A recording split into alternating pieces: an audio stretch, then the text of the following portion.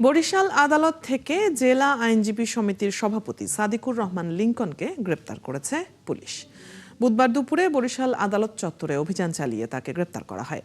এর আগে কার্যক্রম নিষিদ্ধ আওয়ামী লীগের কয়েকজন শীর্ষ নেতার জামিন দেয়া নিয়ে মঙ্গলবার বরিশালের অতিরিক্ত চিফ মেট্রোপলিটন ম্যাজিস্ট্রেট আদালত চত্বরে বিক্ষোভ করেন বিএনপিপন্থী আইনজীবীরা। পরে সাদিকুর রহমান লিংকনের নেতৃত্বে আদালতের মধ্যে ঢুকে ভাঙচুর চালানো হয়।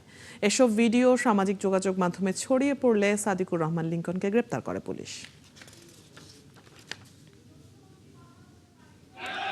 এই অন্যায়ের বিরুদ্ধে প্রতিবাদ স্বরূপ আজকে এখানে অবস্থান কর্মসূচি নিয়ে অবস্থান করতেছে এবং আমাদের দাবি অবিলম্বে লিংকনকে মুক্তি না দিলে আদালত বর্জন কার্যক্রম আমাদের অব্যাহত থাকবে।